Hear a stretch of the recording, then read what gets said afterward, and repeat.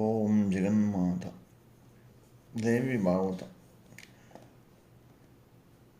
యుద్ధంలో శత్రువులను సంహరించిన తర్వాత సుబాహుడు అమ్మవారిని స్తుతించాడు. ఆ స్తోత్రం తర్వాత సుదర్శనుడు ఇలా అంటున్నాడు. మామగారి స్తోత్రం పూర్తి అవగానే సుదర్శనుడు సింహవాహినికి నమస్కరించి భక్తితో స్తోత్రం చేయడం ప్రారంభించాడు. అమ్మ జగన్మాత, నీ దయ అపారం కదా. భక్తులు కాని వారిని కూడా కాపాడే లక్షణము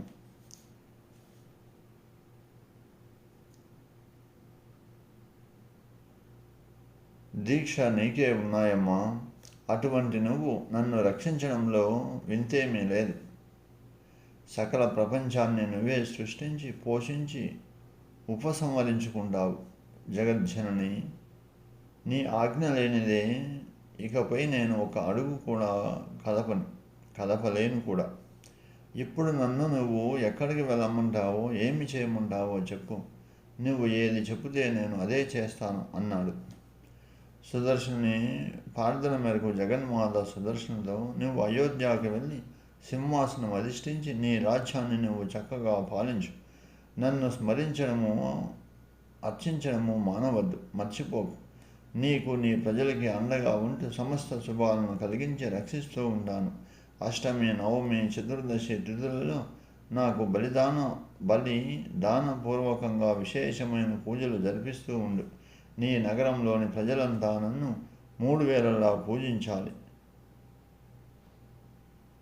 శరత్కాలంలో నవరాత్రి దీక్షతో విశేషంగా మహాపూజలు జరిపించాలి. ప్రతి సంవత్సరము చైత్ర, ఆషాఢ, అశ్వయుజ, మాఘ మాసాల్లో మహోత్సవాలను జరిపిస్తూ ఉండు. ప్రతి నెలలో నాకు ప్రీతిపాత్రమైన కృష్ణపక్షంలో చతుర్దశి నాడు విశేషమైన అర్చనాలు చేసి వాళ్ళని విశేషంగానే అనుగ్రహిస్తాను అని చెప్పింది. సుదర్శనుడు దేవి మహిమను రాకుమారులకి వివరంగా చెప్పడం. సుదర్శనుడు స్తోత్రం చేస్తుండగానే పరాశక్తి దుర్గాదేవి అంతర్ధమైంది. రాకుమారులంతా సుదర్శనుని దగ్గరికి వచ్చి అతడి పాదాలకు నమస్కరించారు. ఆ సమయాన సుదర్శనుడు దేవతల పూజలు అందుకుంటున్న దేవేంద్రుడిలాగా వెలిగిపోతుండగా సుబాహుడు కూడా అతడికి నమస్కరించాడు. అందరూ కలిసి సుదర్శనుని పరాశక్తి దర్శించిన అదృష్టవంతుడు. నీ అంతటి పుణ్యాంతమంతుడు, ధన్యవంతుడు ఈ లోకంలో మరెవరూ లేరు. ఆదిశక్తి ఆజ్ఞ ప్రకారంగా స్వయంవరానికి వచ్చానని నువ్వు చెప్పిన నీ శక్తిని, పరాశక్తి అనుగ్రహాన్ని మూఢులమైన మేము తెలుసుకోలేకపోయాము. మేమంతా నిరంతరం సంసార చింతనలో పడి మునిగిపోతున్న వాళ్ళం. దయచేసి దేవి మహత్యాన్ని మాకు వివరించి మా జీవన విధానాలను సరిచేసి ఉద్ధరించి తరింపజేయమని అడిగాడు. సుదర్శనుడు రాకుమారుల ప్రార్థనకు సంతోషించి మనసులో మరొకసారి ఆ పరమాత్మ భరత్వారిని ధ్యానించి దృష్టిలోని సమస్తానికి ఆదిమూలము ఆ పరాశక్తి. సాత్విక గుణంలో మహాలక్ష్మిగా ఈ ప్రపంచాన్ని పాలిస్తుంది. రజోగుణంతో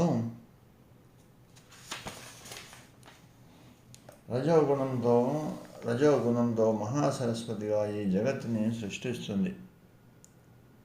తమోగుణంతో మహంకాళిగా ఈ విశ్వానంతటిని ఉపసంహరిస్తుంది. ప్రళయ కాలం ఆసన్నమైనప్పుడు ఈ 3 గుణాలతో ఈ పనులను చేస్తున్న ఆమె గుణాతీతురాలు. ఆ పరాశక్తి తెలుసుకోవడం మహాయోగీశ్వరులకే సాధ్యం కాదు. ఆమె యొక్క సగుణ సకార రూపమే మనం సేవించడానికి సులభంగా లభ్యమవుతుంది. ఆ పరమ దయామయురాలే నేను నిరంతరం ఉపాసించే నా ఆరాధ్య దైవం. అసలు నువ్వు పరాశక్తిని ఎట్లా తెలుసుకున్నావు? పూజించాలని ఎలా అనిపించింది? నువ్వు అతి బాల్య వయసులోనే అడవులకు వచ్చావు కదా అని ప్రశ్నించారు రాకుమారులంతా సుదర్శనుడు. అప్పుడు సుదర్శనుడు తనకు తెలియకుండానే తెలియని వయసులోనే లభించిన కామరాజ బీజాక్షరాన్ని జపించానని, 12 సంవత్సరాలు గడిచిన తర్వాత భరద్వాజుని ఆశ్రమంలో మహర్షులు చెబుతూ ఉండగానే దేవి మహత్యాన్ని విని ఆమె యందు నా మనసు లగ్నం చేసుకున్నాను అంటూ తన అనుభవాలను స్మరించుకుంటూ జగన్మాతను మళ్ళా తలుచుకుంటూ ప్రభువుగా పొందవలసిన మర్యాదలన్నింటినీ పొందుతూ రాజభవనంలో కాలు పెట్టాడు సుదర్శనుడు. ఆ తర్వాత అంతఃపురంలోకి ప్రవేశించిన లీలావతిని చూసి ఆమెకు నమస్కరించి ఏకదారంగా ఏడుస్తూ ఉన్న ఆమెను ఓదార్చుతూ, నీ భర్త బిడ్డలు పరాశక్తి చేతిలో ముక్తులయ్యారు. నేను వాళ్ళని చంపలేదంటూ ఓదార్చి చేసిన పనికి తగిన శుభాశుభాలు తప్పక అనుభవించాలి. కష్టాలలో పొంగిపోకూడదు, సుఖాలలో పొంగిపోకూడదు అంటూ హితబోధ చేసి ధైర్యం చెప్పాడు. అతడి మాటలు విని ధైర్యం తెచ్చుకుని, ఇకనైనా నువ్వు నా పుత్రుడివి, దేవి అనుగ్రహంతో చక్కగా ధర్మబద్ధంగా నీ రాజ్యాన్ని నువ్వు పాలించని లీలావతి సుదర్శనుని ఆశీర్వదించింది. ఆ తరువాత మంత్రి పురోహితులను పిలిపించి మంచి ముహూర్తంలో ఒక బంగారు సింహాసనం చేయించి దానిలో పరమేశ్వరి వైష్ణవిదేవిని ప్రతిష్ఠించి పూజించిన తరువాత రాజ్యపాలన ప్రారంభిస్తానని చెప్పాడు. రాజ్యంలో ప్రతి ఇంట్లో జగన్మాతను పూజించాలని శాసించాడు. కాశీ పట్టణంలో సుబాహుడు కూడా దేవి విగ్రహాన్ని ప్రతిష్ఠ చేశాడు. అందరు ఎటువంటి తేడాలు పాటించకుండా దేవి పూజను చేస్తూ ఆనందంగా కాలం గడుపుతూ ఉన్నారు.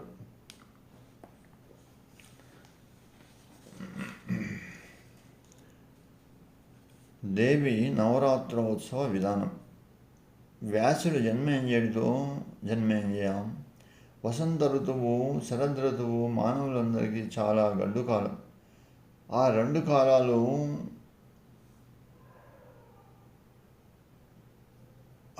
కాలాలు యమ దష్టుల లాంటివి. అనేక రోగాలు, పీడలు వ్యాపించి ప్రజా నష్టం కలిగే రోజులు. అందువలన ఆ రెండు ఋతువుల్లోనూ నవరాత్రులు జరుపుకుంటే ప్రజలంతా సుఖశాంతులతో వర్ధిల్లుతూ ఉంటారు. చైత్ర మాసంలోనైనా అశ్వయుజ మాసంలోనైనా ఈ నవరాత్రి ఉత్సవాలను పాడ్యమి నాడు మొదలుపెట్టి 9వ నాటి రాత్రి పరిసమాప్తి చేయాలి. ఆ 9 రోజులు దేవి ప్రసాదాన్ని ఆహారంగా ఒక పూట మాత్రమే భుజించాలి. చదునైన ప్రదేశంలో మండపం ఏర్పాటు చేసి దాన్ని ఎర్రని ఆవు పేడతో అలికి ముగ్గులు పెట్టి జెండాలతో అందంగా అలంకరించాలి. తోరణాలు కట్టాలి. మంచి వేదవేత్తలని, మంత్రవేత్తలైన బ్రాహ్మణుని ఆహ్వానించాలి. ఆ 9 రోజులు తెల్లవారుజామున లేచి స్నానము, సంధ్యా వందనాలను ముగించుకోవాలి. బ్రాహ్మణులు ఆర్ఘ్యపాద్యాలు ఇచ్చి నూతన వస్త్రములను బహుమానంగా ఇవ్వాలి. స్తోమతకు దాచుకొని పిసినారితనము దేవి పూజలో చూపకూడదు. అట్లాగే ఆడంబరాన్ని ప్రదర్శించకూడదు. లేని బడాయిని కొని తెచ్చుకోకూడదు. ఆ పైన మంత్రపూర్వకంగా దేవిని సింహాసనంలో ప్రతిష్ఠించాలి. మామిడి, నేరేడు, వెలగ, మాదిపల, బిల్వ దళాలని 5 రకాల చిగురుటాకులతో కలశ స్థాపన చేయాలి. ఆ కలశంలో మంత్రపూర్వకమైన నీటిని నింపి బంగారాన్ని, మణులను, రత్నాలను కూడా వేయాలి. కలశాన్ని వేదికకు దగ్గరగా పూజ ద్రవ్యాలను పెట్టుకోవాలి. భజంత్రీలు పెట్టుకోవాలి. ఈ 9 రోజులు ఉపవాసం చేస్తూ కానీ, కేవలం రాత్రిపూట మాత్రం ఆహారం స్వీకరిస్తూ కానీ, లేదా పగటిపూట మాత్రమే భుజించి కానీ నిత్యము ఆ మహాదేవిని భక్తి శ్రద్ధలతో ఆరాధించాలి. దేవి పూజలు అనేక రకాల పుష్పాలను ఉపయోగించి అలంకరించాలి. సుగంధ పరిమళ ద్రవ్యాలను దేవి ఆవిర్భావంలో ఉపయోగించాలి. కొబ్బరి, అరటి, నారింజ మొదలైన పండ్లను దేవికి నివేదన చేయాలి. చివరి రోజున 6 రుచులతో కూడిన వంటలను చేయించి అన్న సంతర్పణ చేయాలి. మాంసము తినేవారైతే దానిని దేవికి నివేదించిన వాళ్ళు చంపబడ జంతువును స్వర్గమునకు పొందవచ్చును. ఈ విధంగా నివేదన కోసం చేసే హింస కాదు అని ధర్మశాస్త్రం అంటుంది. త్రికోణాకారంలో కుడుమును ఏర్పాటు చేసుకుని బావిలో ప్రతిరోజు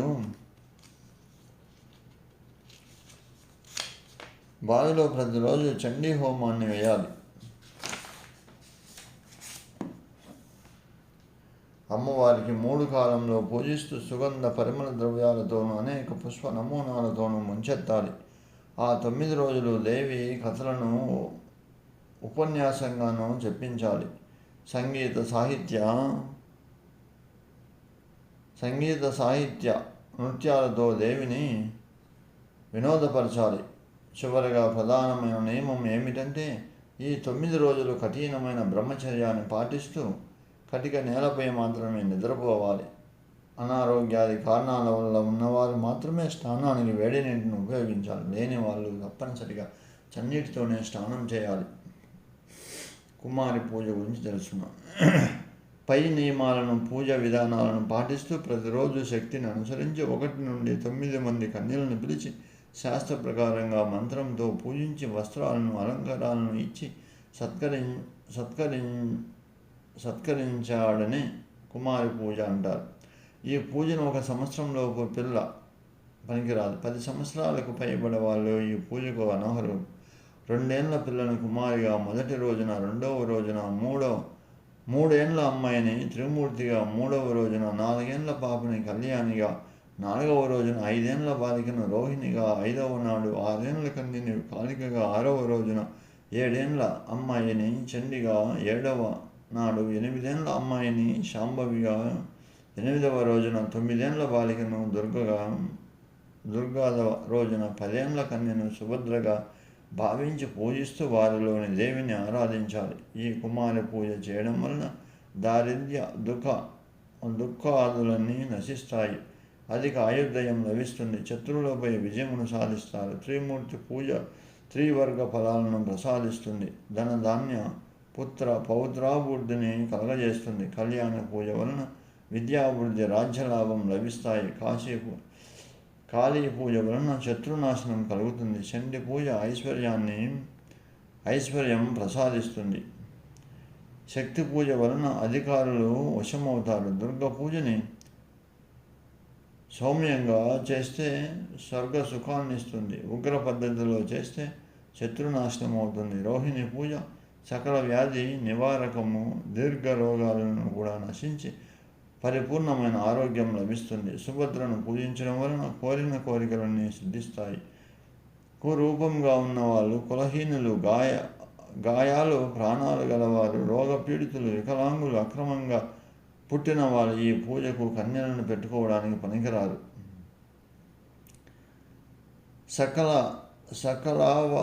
సకల ఓయన సౌష్టం ఆరోగ్యం కలిగి ఒకే వంశంలో పుట్టిన వాళ్ళను పూజించాలి.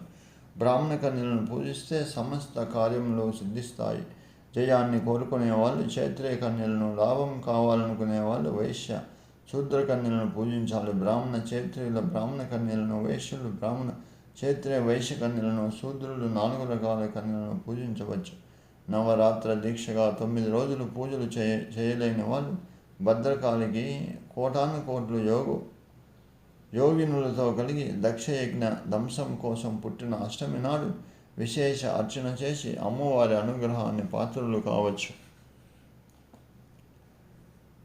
9 రోజులు ఉపవాసం ఉండలేని వాళ్ళు చివరి 3 రోజులు అంటే సప్తమి, అష్టమి, నవములను ఉపవాసం ఉండి పూజించవచ్చు. ఈ 3 రోజులు అతి ముఖ్యమైన, పవిత్రమైన కూడా. ఏ విధమైన దాన ధర్మాలు నవరాత్రి పూజలకు చాటిరావు. మానవుడు ధన, ధాన్య, సుఖ, సంతోష,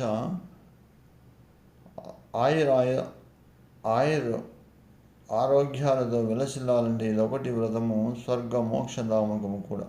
ఈ వ్రతము విద్యార్థులు, దానార్థులు, పుత్రార్థులు ఈ వ్రతాన్ని చేసి సంత ఫలితాలను పొందవచ్చు అనడంలో ఏమాత్రం సందేహం లేదు. ఇహపరాలలో దివ్య భోగాలు కావాలనుకుంటే వారు ఈ వ్రతాన్ని తప్పక చేసి తీరాలి. ఈ వ్రతాన్ని ఆచరించకపోతే ఇహపరాలు రెండిటిలో కష్టాలు అనుభవించవలసిందే. ఈ మహానవరాత్రుల దేవి ఆరాధన త్రిమూర్తులు, అష్టదిక్పాలకులు, సూర్య చంద్రాది సమస్త దేవతలు చేస్తుండగా మానవ మాత్రుడు చేయకపోతే ఎట్లా? యజ్ఞ యోగాలలో స్వాహ, స్వద అనే దేవి నామాలతో హోమాలు చేస్తే దేవతలు, పితృదేవతలు కూడా